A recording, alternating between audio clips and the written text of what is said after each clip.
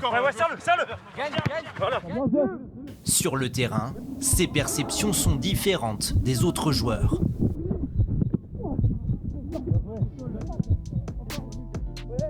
Je pense qu'il capte des sons.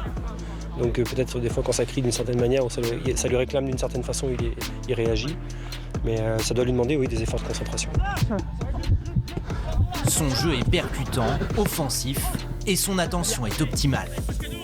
Être capable de voir avant de recevoir, c'est peut-être plus important pour lui que pour des joueurs qui entendent comme nous. Mais là-dessus, ses qualités, et c'est un bon joueur. En raison de sa surdité, Antoine Le Bigot doit s'adapter sans cesse. Je suis obligé d'utiliser ma vision de jeu pour pallier à mes difficultés d'audition. Donc c'est important d'avoir une prise d'information importante. Et c'est une de mes qualités aussi d'avoir une prise d'information avant les autres. Depuis toujours, Antoine a évolué dans des équipes de football ordinaire. Son handicap a fait de lui un joueur unique, un joueur qui fait partie aujourd'hui de l'équipe de France des sourds. Intégrer une sélection équipe de France, c'est exceptionnel. Et puis ce qu'ils ont fait au JO, après on ne suivait pas forcément nous, l'équipe de France de sourds avant de connaître Antoine, mais d'arriver en finale, c'est exceptionnel. Au Brésil, au printemps dernier, Antoine Le Bigot a participé avec l'équipe de France aux Jeux Olympiques des sourds et malentendants. À 22 ans, il a ramené une médaille d'argent et a été l'un des meilleurs buteurs de la compétition, toutes nations confondues. Un sacre qui vient récompenser des années d'entraînement et d'efforts. C'était une aventure très magique, quoi. Et puis on arrive en finale et il y avait les étoiles dans les yeux et puis j'étais mort. Mais on a ramené la médaille en France qui était exceptionnelle. Des performances sportives qui sont presque une tradition dans la famille Le Bigot. Un grand-père, Émile, champion de Bretagne de cyclisme, et un père, vainqueur de 2 étapes du Tour de France.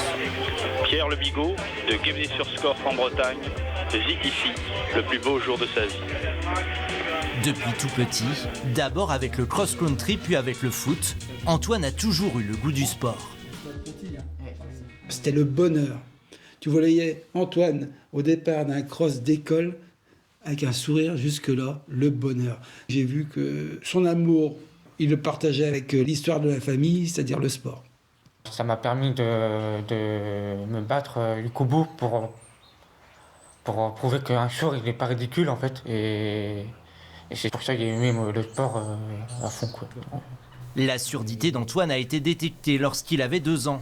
Grâce à ses appareils auditifs, il n'a pas perdu l'usage de la parole. Il a suivi une scolarité ordinaire, sport-études, bac S, cursus universitaire, tout en menant sa carrière de footballeur. C'est vrai que l'idée, c'était qu'il vive, entre guillemets, comme les autres, quoi. Donc il fréquente plus de sourds maintenant que quand il était petit. Et c'est 2 mondes à part. C'est 2 mondes à part. Entre ces 2 mondes, Antoine s'est toujours positionné en trait d'union. Il profite de toutes les expériences, avec dans un coin de la tête les Jeux Olympiques des sourds à Tokyo en 2025. Comment expliquer, c'est magique, avec tu portes le maillot bleu de l'équipe de France, c'est comme si tu portes le maillot numéro 10 de Mbappé, parce que j'ai porté le numéro 10, mais c'est une fierté pour moi. D'ici là, Antoine va tout faire pour que le Stade Pontivien accède à la Nationale 3 et que l'équipe de France des sourds monte sur le podium de la Coupe du Monde l'année prochaine.